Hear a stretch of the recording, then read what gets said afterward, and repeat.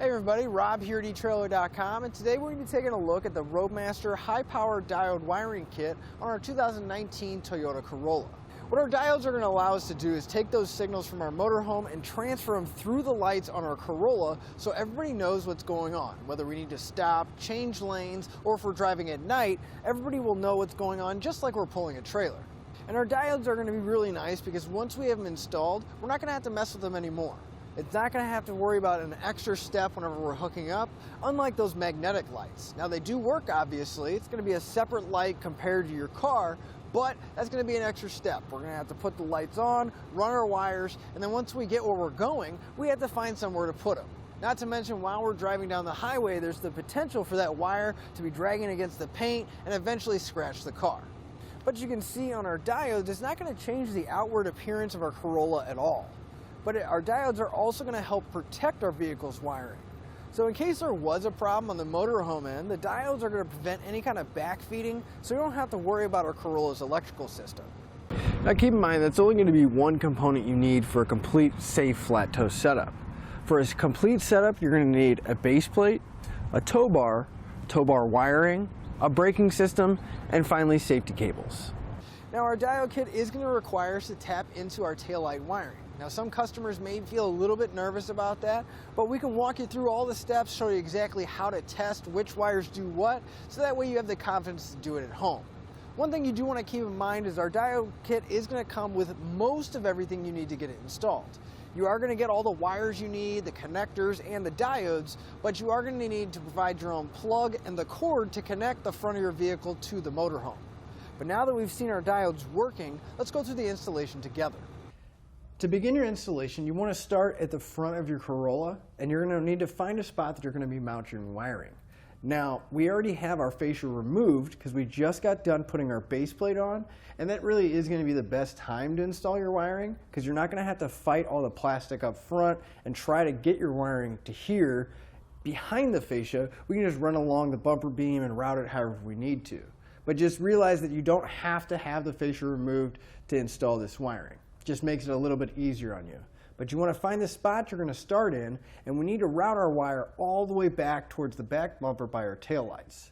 So ours, we have it coming out here because we're going to have our plug mounted to these two posts. We just went up so we could stay away from everything down here, ran it across the top of the bumper beam, and then I went up into the engine bay so I could avoid all the moving parts underneath by the axle. So we just came from behind our driver's side headlight, ran around our fuse panel, making sure we could still open it and close it and get access to everything. And we took our wiring and we actually went as close as possible to the firewall, and then we dropped it down, again to avoid the transmission, the axles, and everything else up here. So I had my wire dropped down right behind the front subframe here, which put us in a really good spot because we have this cover here. Just went underneath the cover, started routing it along, and then I started following these factory lines. Once I got to about the fuel tank, I actually went up and towards the outside. That way I could avoid these cross members or anything hanging down too far. Started routing it over the filler neck. And again, once I got to the rear cross member here, I went over the top, then I went over top of our evap canister.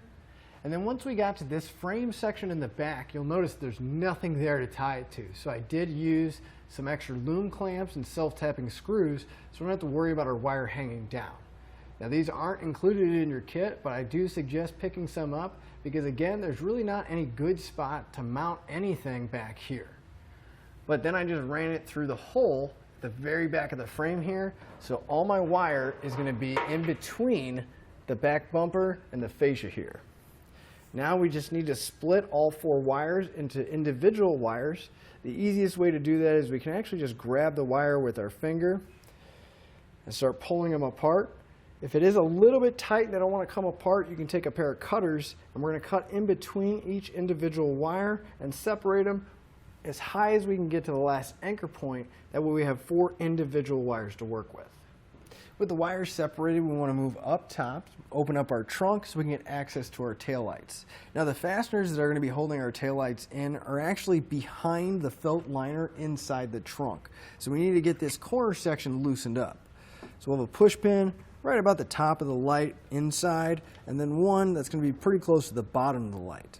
Now there is some notches in there, but we don't really need to pay attention to them. We just want to get underneath the push pin all the way on the bottom, and we'll be able to pop it out.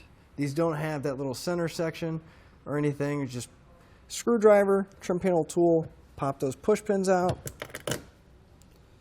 and then it'll give us access to grab that felt, kind of pull it back a little bit, and get access to all the wires and connectors back here. So for our lights, we want to go ahead and pull the wires off. Go ahead and push in on the tab on the connector and slide it out. Do the same thing for the other one. These wires are going to be on a little clip. We want to make sure we pull that clip off because the stud is actually going to be holding on to the light housing itself. At this point right now, we don't need to pull the taillight out, but since our connectors and wires are on the inside of the trunk, we are going to have to find a different way to get our wiring in here rather than on the outside of the car. If we follow our wire down, we can actually find this large opening that's right at the back of the bumper here. Now if we reach in, you're going to feel a rubber grommet. Go ahead and pull that grommet out. You don't want to pull on the wires too much, but you want to open up that grommet so we can get access, and that hole inside is actually going to go all the way through to where it's going to be in between the body and the fascia here. That's a really good spot for us to come into the trunk. That way we don't have to worry about coming up through the taillights and crushing that wire. So we want to go ahead and expose the wiring in our taillight housing on the other side as well. So we'll go ahead and remove those push pins, peel back the liner, and disconnect the wires. Now since we need to get our wires into the trunk inside the car, it's going to be a little bit difficult to get your arm through that opening and really grab the wires. So to help us out, I'm going to use an airline tube. You can use kind of pretty much whatever you have available, even if it's just a coat hanger or anything like that. But I'm going to feed my airline tube into the hole and through that grommet so that I can pass it down and hopefully get it to come out the bottom of the bumper so I can meet up with the wires and attach it and pull everything through. Just want to make sure you leave yourself a little bit of slack so that it doesn't fall all the way through and we have something to pull on up top. So I got my airline tube. It did come out more towards the passenger side, but I routed it underneath all these panels over towards my wires. That way once we do start pulling it, it'll go above all these and stay off the ground. But we want to find the end of our wires, and we're going to take our pull wire and we're just going to tape the end of all of our wires to the end of it, and we can move back up into the trunk and start pulling everything through, making sure there's no slack at the bottom. And whenever you're pulling your slack up, it's not a bad idea to go back underneath the car, throw a few zip ties on there, make sure it's not going to have any slack, or it's not hanging down and it's going to get caught while we're driving down the road. At this point, we need to start testing our factory wires so we know where to hook everything up. So you want to make sure you turn on your headlights so the taillight functions are working, but you don't have any other signals on. You don't want your brakes on, you don't want your turn signals on, just your headlights. Then we'll take our circuit tester and we're going to go through checking each one of the pins on both the connectors that plug into our taillight.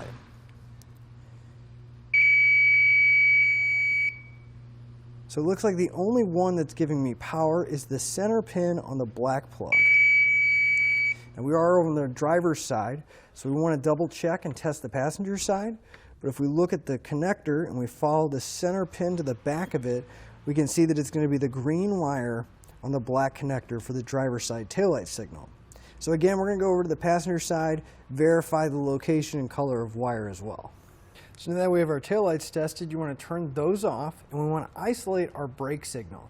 So if you have somebody with you, you want to have them step in the car and hold the brake on, and we're going to check each one of our wires for the brake signal now. So we'll go through with our test probe, start probing all the circuits. So we are getting the furthest one next to our taillight signal on the black connector, and if we look at the back, it's going to be the blue wire. So we want to go ahead and check the passenger side as well. But over on the driver's side, the green wire is going to be our tail light, and the blue wire is going to be our brake light signal. Now the wires that we brought up from the bottom, you can see that they're really not that long. Now yours may be a little bit longer, a little bit shorter. It all just kind of depends on how you routed your wiring. So we're going to have to extend these. And if we just have some extra wire just from extra 4-pole wire. And we have about 10 feet. I don't think you're going to need that much, but it's always a good idea to just have extra wire because we can always trim off the excess if needed. So I'm going to go ahead and strip back the ends of each one of these. Then we'll get some butt connectors. We can extend all of our wires out so we know we have enough to reach all of our wiring and the connectors. Now the extra wire and the butt connectors are not going to come in your kit, but you can pick them up here at trailer.Com.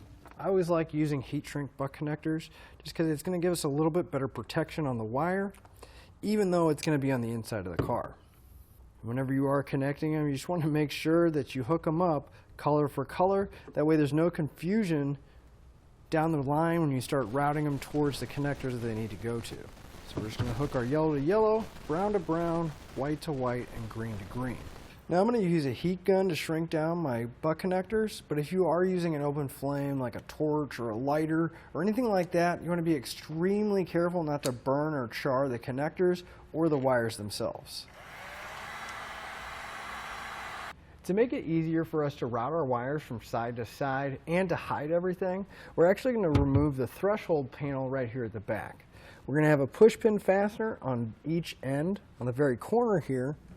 So you just want to take a flat blade screwdriver or a trim panel tool, come underneath those push pins and pop them out.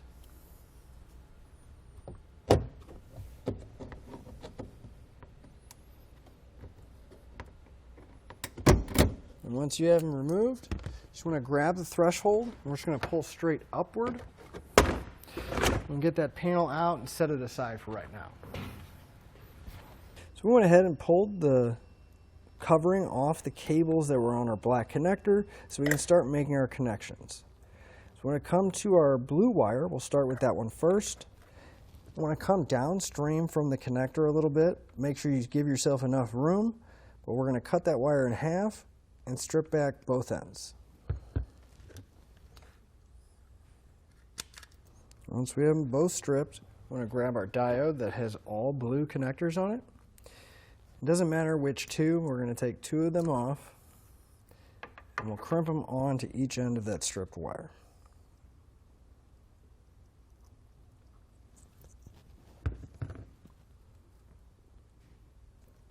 You do want to make sure that you get all the strands of the wires in there. You don't want any kind of sticking out to the side causing any kind of shorts.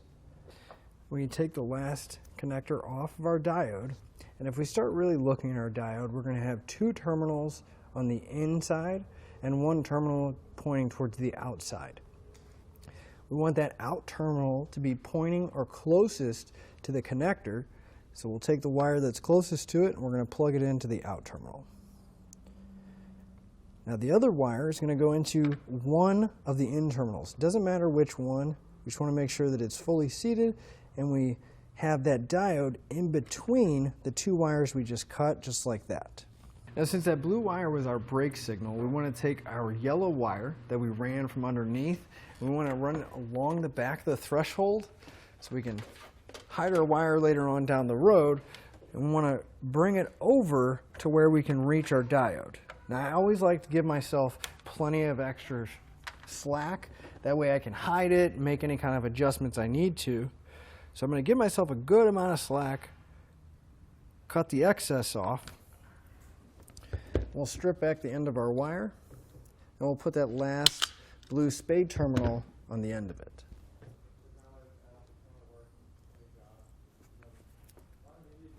Then we're going to take our wire, we just want to make sure we plug it into the other in terminal on our diode. So if you're looking at this, basically we have two inputs that are going to be going to one output. So our factory wires and lights will follow through this wire, come out to our taillight, but whenever we're towing, our brake and turn signal will come in, go through the diode, and out to the bulb. Now we can move on to our taillight signal wire, which is going to be that green wire on the driver's side. So we'll go ahead and cut that in half. And it's going to be pretty close to the same. We'll strip back the wires and put two blue spade connectors on there from one of our diodes. Except this time we want to grab the diode that also has the yellow connector on it. So again, for right now, we'll take the blue ones off and we'll crimp them onto the end of our wire.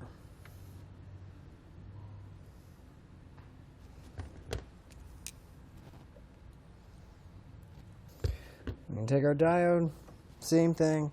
One closest to the terminal, or the plug for the light, is going to go into the out terminal. And the other one's going to go into one of the in terminals. This time we want to grab our brown wire. Again, round it along the same general path, going along the threshold till we have enough wire to reach our diode. Again, I like to give myself some slack for any kind of movement or adjustments we may need, except this time we want to hold on to the excess that we just cut off. We're going to strip back both ends of our brown wire. And we want to combine both wires together. Typically you just kind of twist the copper together. Should be a pretty good connection. And we can take our yellow connector. And the whole reason why they give you a yellow one is because it is going to be larger, and you can see it's a lot easier to get both wires inside of this style connector rather than that smaller blue one. So both of those wires in there. Make sure we have a solid crimp. It's not going to come off. And then again, it's going to go into the other in terminal on our diode. So your taillight diode should have your green wire going in, going out to the connector, and then also two brown wires coming into the diode as well. But with this side hooked up, now we need to take that excess brown wire that we just cut and connect it to the yellow connector, run it along the back edge along with the green wire, and go over to the passenger side. Now our brown wire is going to be our taillight signal, and the green wire is going to be our brake signal. So those are just going to hook up the exact same way that we did over here. Once you have all your diodes hooked up, again over on the passenger side, green wire will hook up to our brown wire, and our blue wire will go to our green wire of the 4-pole. Just want to make sure you leave yourself enough room and enough slack back here that the diodes can neatly fit behind this panel, and just take some time to put some zip ties and secure everything down. Now we should have one more wire left, and this is going to be our white wire. Now the white wire is going to act as our ground, so we either need to find a factory ground back here that we can access, or we can use the included self-tapping screw and make our own ground against the body material here. Well, that's what I'm going to do. Just keep in mind you do have some wiring back here, and you want to make sure you find a solid piece and that it's not going to interfere with any kind of wires. Now right by the latch here is a nice solid piece. You just want to make sure you get close to the latch, but not too close, because it will start to double up on the metal, so we'll have a little bit more to bite onto. So I'm just going to cut the excess off of my white wire, strip back the end of it. We want to grab the small ring terminal out of our kit, slide it over the end of our wire, crimp it down.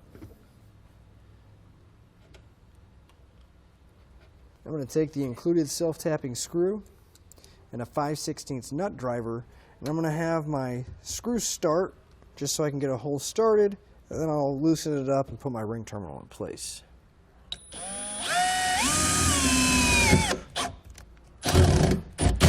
With this hole started, we'll just put our ring terminal around the screw, start tightening it down. Now the key to the self-tapping screws here, you want it to be tight enough that the ring terminal doesn't move, but you also don't want to strip the screw out. Then we need to start putting all the panels back in place now that everything's connected. So take our threshold, kind of get it pretty close to lined up with the latch mechanism. You just make sure all those clips go back in place. And then we can start putting those push pins back in on the bottom of our threshold plate, and as well as the trunk panel that's holding that felt behind the taillights. So at this point we have all of our components installed, so we're ready to put the fascia back on. Now I always suggest that you want to get your fascia as close as humanly possible to getting it back on, so you can kind of get everything lined up. And then I'm going to use a marker to mark out the sections we're going to need to trim so we can have our arms and safety cable attachment points come through the fascia. So we got our fascia loosely in place. Now I do have one bolt in the very center holding it up, so we don't have to worry about it falling. But if you look at the sides, you can really tell that it's not really in place, and that's because our fascia is hitting all those components. But I used that to my advantage. That way I just came back with a paint marker, and I can see exactly where I need to trim. And I can actually just use a pair of cutters and real roughly cut out the area I need to, so we can make sure the fascia does fit. Then we always go back and clean it up, get the edges nice and smooth. So you can see like right here where our safety chain connection point is hitting. Clearly the fascia needs to go back farther, so we need to have an opening there. So I just grab my cutters and again just make a real rough cut so we can see what we need to have open, and we can actually take advantage of the fact that we can see what we need to cut, and that way we don't cut more than we have to. So I like to do it while it's on the car, because you can see I already marked out a spot that was actually more than I had to cut. So I just like to do it this way. We cut a little bit, see if it fits, and keep going, because it's a lot easier to take more material off than it is to put it back. So we got our cuts roughly made. Now it's a good idea to double check that you can get the arm in the base plate. You want to make sure you got that little pull ring on top facing up. We'll push it in till it bottoms out and then rotate it. Now clearly the arm fits, but we can't really get access to that ring, so we should trim a little bit more out next to the base plate, because we need to reach in and get access to that ring so we can pull it and get the base plate out. So I'm going to go ahead and cut just a little bit off right here in between my base plate and the attachment for our safety chains. That way we don't have to fight that ring when we go to take them out. What I like to do after I have everything trimmed out is to come back and file down these sharp edges. Because one, it's just going to give us a cleaner look on the front of our car, but also we don't want to end up scratching our hands when we reach in to pull that pull ring or attach anything to our base plate. Just going to use a Dremel tool, just go back and kind of, again, just file down those edges so they're not as sharp.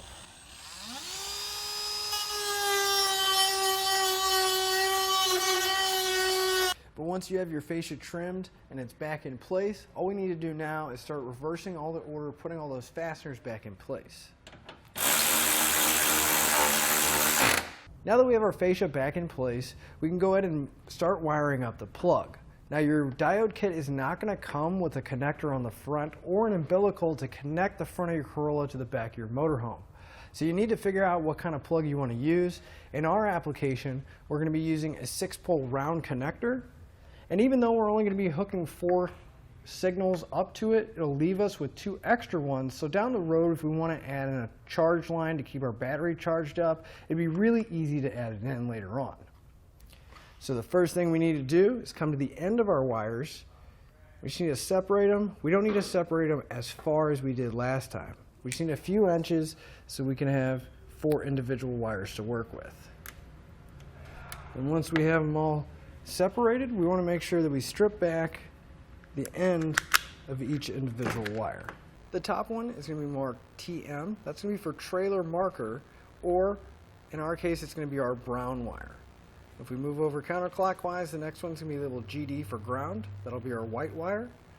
Then LT for left turn. That's going to be our yellow wire. RT for right turn. That'll be our green wire. Now, just in case you are adding any kind of supplemental braking system that has a monitor wire or a charge line, keep in mind that Roadmaster typically wires up the center pin to be the 12-volt power source, and then one at the 1 o'clock position is going to be your electric brake terminal. So we can get a small Phillips screwdriver, just going to loosen up the terminal. I suggest you don't take the screw all the way out because they're extremely small and really easy to lose.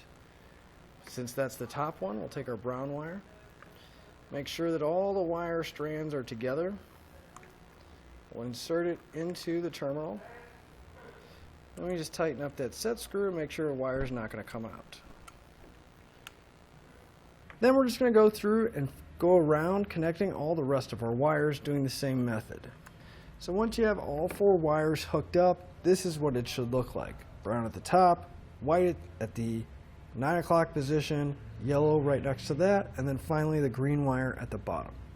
Then we can take our boot, slide it back over the end of the plug, and I always like to take some electrical tape, and I'll tape the boot to the plug, and then I like to go up as high as I can on the wires.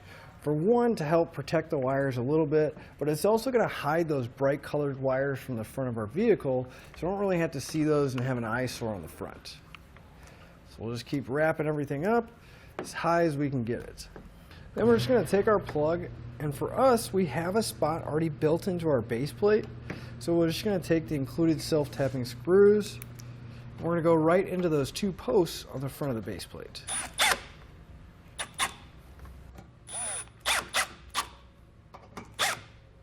Now the final step of our installation is going to be testing our circuits and making sure everything's working properly.